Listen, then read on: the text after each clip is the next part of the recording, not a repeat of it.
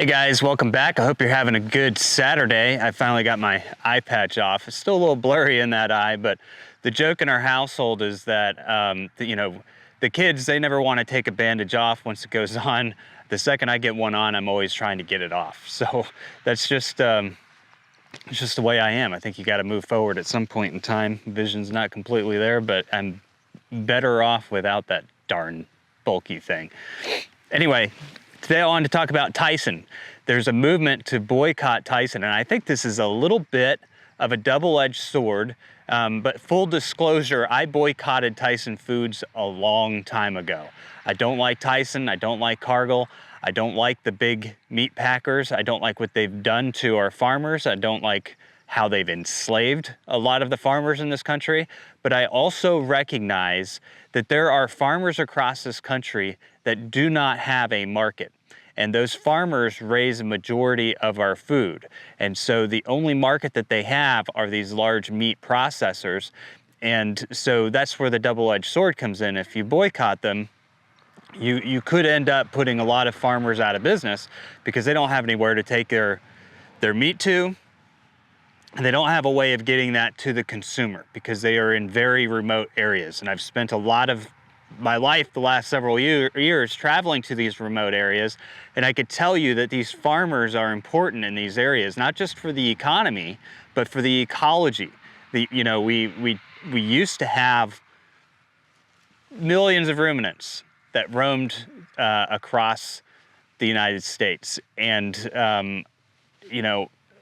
through unfortunate events, a lot of those have been wiped out, and so cattle and some of these other, specifically cattle ranchers, in my perspective, are helping to maintain our ecology in areas where we just simply don't have the wildlife that we used to have, and we probably won't ever have. But that's a whole other subject matter.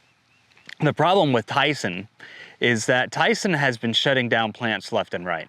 And it has always baffled me. And it baffled me back, and I know you guys protect this guy, and I know he's probably one of the best choices right now, but the point is it always baffled me that during COVID, Trump brought Tyson to the table to figure out how to get our meat supply moving again. Because at that point in time, Tyson was already heavily invested in alternative proteins. We all knew that. They've been shutting down traditional protein plants across the country. This is the 9th one just since the beginning of 2023. If you go back to COVID, there's been a lot of Tyson plants that have shut down and not reopened. And the reality is when these plants shut down, they destroy the economy in those towns. 1,200 people were employed at the plant in Indiana that is now being slated to be shut down in June of this year. And I'm sure that we will see many other Tyson plants shut down. Tyson has also started hiring migrant workers. So while we're firing off thousands of US workers with these plant shutdowns, they're then going to places like New York, and they actually have a database, and I kind of touched on this a little bit in my Boeing video, but NGOs have set up a database of these migrant workers, their qualifications, information about them, and they can basically go through and select people to come work at their plants, to come work at their factories, to come, build airplanes, whatever it is they want them to do. They can pull these people, and they're a lot cheaper than you and I, especially since they're getting subsidized by the government as being asylum seekers, right? So they don't have to pay them nearly as much as they do a US citizen. And for these companies, you're seeing this big movement, and a lot of these companies, you'll notice, are what we call global entities, okay? And they're all tied to this UN movement for open borders, which is an actual resolution that was signed by numerous countries back in 2016 to improve the fluidity of migration around the world. Unfortunately, what we're going to end up seeing, as long as this continues, is a complete destruction of the middle class in America. They're taking away a lot of jobs that middle class Americans traditionally have worked, and they're giving them to asylum seekers or undocumented workers, basically people who have started off their citizenship in the United States by breaking the law and crossing the border. That has caused a lot of people to call for a boycott on Tyson, and this is different than the reason why I boycott Tyson, but it makes a lot of sense. They're not supporting the U.S. They're no longer a U.S. company. They're no longer putting U.S. citizens above and beyond everything else. They want the cheaper labor of the migrants. They're saying that they're helping with the situation, but they're actually making it worse, because now we're bringing them over and we have job placement organizations to put them into these groups. And so it makes a lot of people angry that Tyson is firing off their employees, shutting down plants. And I think that their shutting down of processing plants is more than just cost cutting. I think it gets into the fact that Tyson is heavily invested in the alternative protein market. They've made the case that they're just invested in the protein market, and they're investing in new technologies. But as they invest in those new technologies, they are quickly eliminating processing facilities, and they've continued to do that now since 2020. They should have not been the ones called upon to figure out how to get our meat supply flowing again. They want to shut it down. Where I see a double-edged sword in this is that if you boycott Tyson, you are also boycotting all of the farmers who rely on Tyson as a market to sell their animals, to sell their food. And that is a problem with the system. It's one that's been going on for a long time, and I've talked a lot about it on this channel. The only way to shift that system, and maybe, boycotting Tyson is kind of a hard line reality, and farmers are going to have to step up their marketing game a little bit and find a new source. But a boycott is kind of a hard and heavy line to cross. It's not like it allows people to make a shift. I have been making the argument for a long time on this channel that it's the consumers who need to make that shift. They need to make that shift away from the big five food entities, and they need to start buying direct from farmers. And it doesn't have to be going down the street to your local farmer. My wife and I, we buy a lot of bison meat that comes out of the West. We know the farms, we know the brands that we're buying from. We've been to almost all of their farms and ranches, and we've seen how their bison are raised. Some of the brands are Great Range Bison, Tender Bison, and we also buy, sometimes beef or other things from those groups, because we know where the food is coming from, and we're not buying from the big meat packers. We're buying from much smaller packers that have made their way into, kind of regional markets where we are. So there's a lot of research, I think, that consumers can do. And as long as consumers start making those movements, then they open up the market for those farmers, So I do think that in some ways, boycotting Tyson is going to be crushing to a lot of farmers. I'm hoping what we see are consumers stepping up their game a little bit, being willing to pay a little extra money for quality products coming from these farmers, and going around the big meat packers to help support those farmers. I mean, that's the way you make this transition move. That's the way you make it happen. There's not enough, like on the East Coast, for example, there's not enough local farmers producing proteins, producing the things that the population needs to eat, for us to just do away with the five meat packers and rely on them. We still rely on these farmers that are out in these remote areas in the West that are raising thousands of head of cattle on thousands and thousands of acres, and also maintaining the ecology of those acres. It comes to me that the thing that would be the most productive in a lot of these agendas would be to shut down the farmers in the West. Because if you look at, where is Tyson bringing these migrant workers in? Are they bringing them into meatpacking facilities out there? No, they're bringing them in to meatpacking facilities in Tennessee and the Southeast. So, the game plan, if there is one, seems to be to disrupt that agricultural economy out in the West, those rural environments, and then that you see a lot of land grabs going on. So my caution to a lot of people is, if you're going to boycott, make sure you're taking the reasonable steps and researching where your food is coming from. And with the technology today, it's really opened up, in my opinion, the ability for farmers to reach consumers on their own through drop shipping and stuff. And yes, shipping is expensive. It's amazing. If you're a large corporation, you can ship stuff for free, for practically nothing. But if you're a small business, it costs me $5, $6, $7 to ship a t-shirt.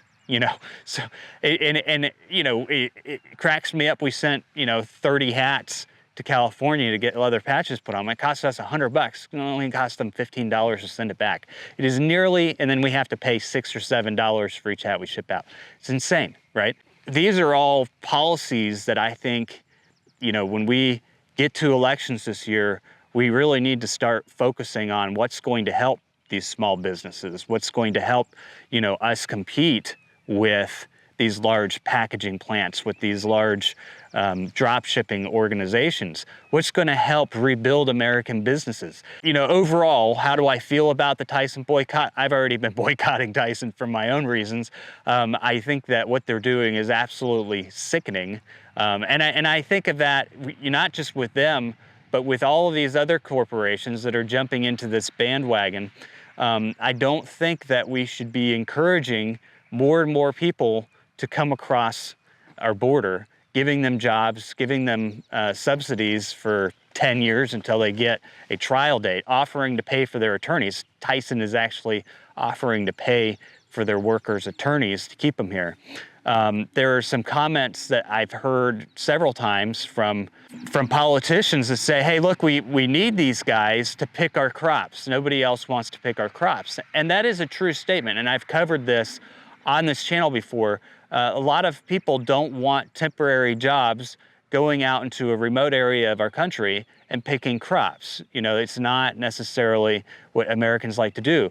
But those jobs have always been filled by visa workers who come here illegally, and they are only here for a seasonal period of time, and then they move on to other things. And to me, I think that that's fine. If nobody else wants to work the job, that's fine. But now we've gone from having people who apply and come over here and work in a legal capacity. And a lot of times, there's not a discount on those workers for the farmers.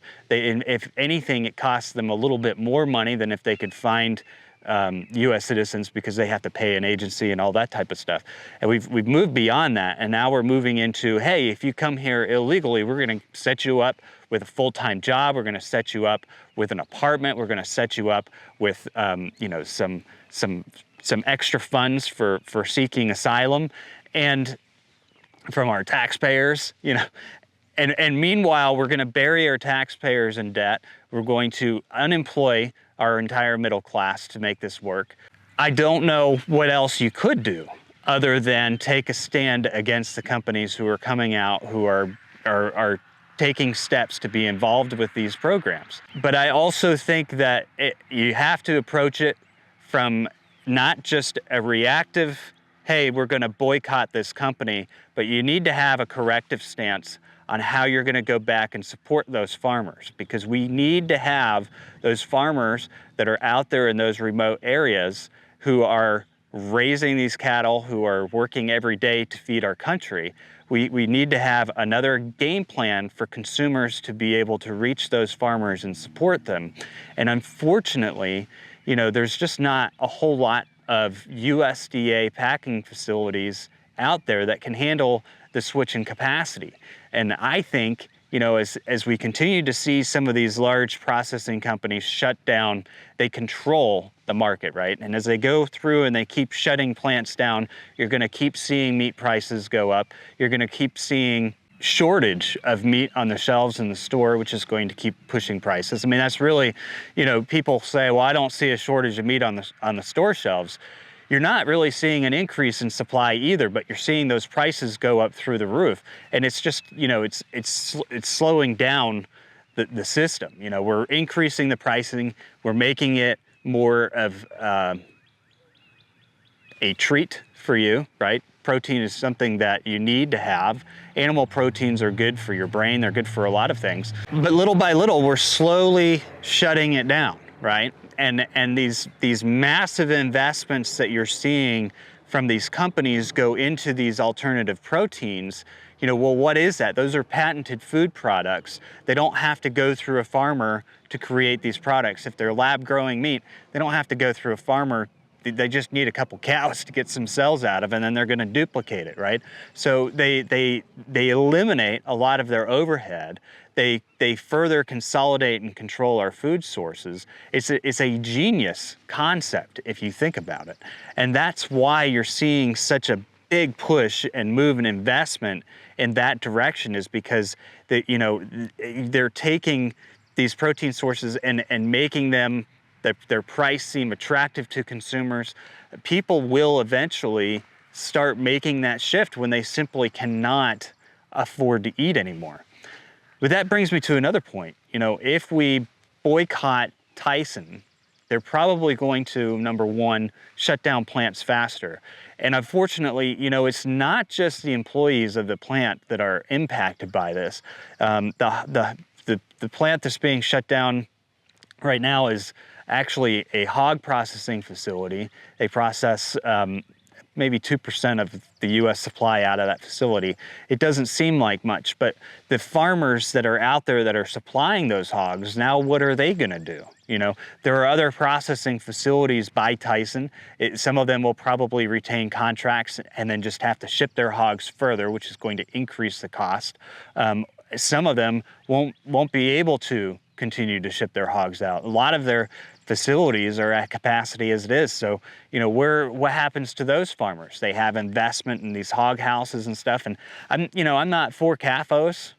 I like things pasture raised. I like things raised outside, but you have to take into consideration the entire implications of what we're seeing going on.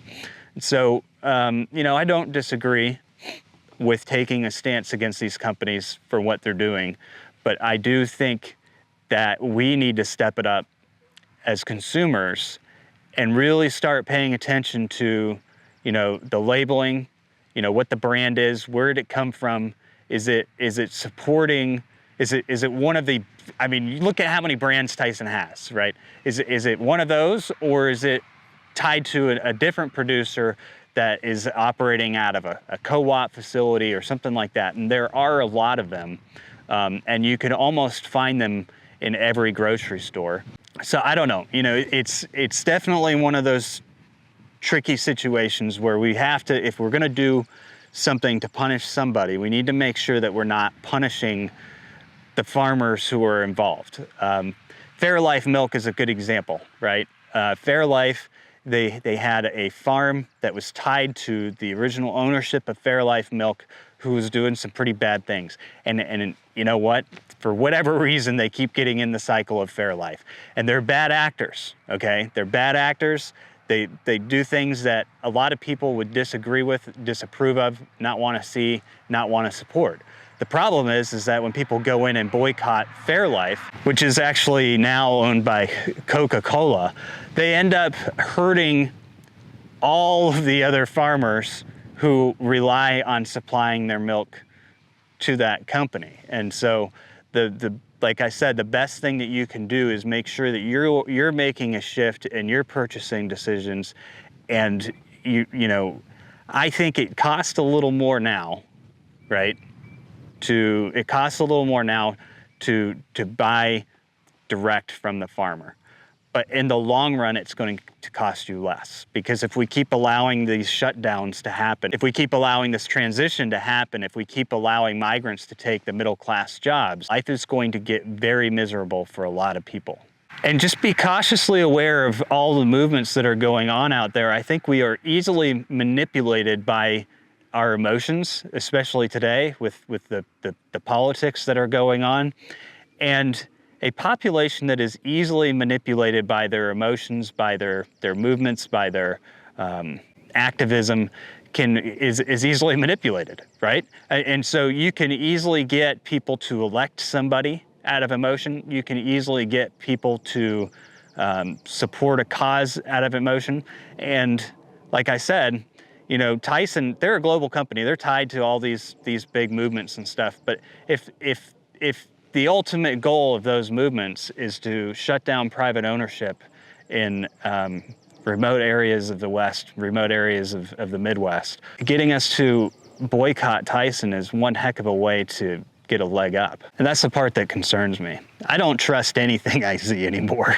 You know, there are things going on in this world that are just way too obvious to me. Way too obvious. But that's why, you know, I want to do this video, is to share with you how I handle it. Okay, if I'm not going to be putting my dollars into Tyson, I'm still going to be making sure that I'm supporting our farmers and our ranchers, and I'm helping them make the transition away from that slavery that they've been locked into. And I hate to say it, but these migrants, they're not coming here for freedom. If they think that these NGOs placing them into these jobs with these corporations is freedom, no. You guys are being used and abused. Anyway, I'll talk to you guys soon. Have a good weekend.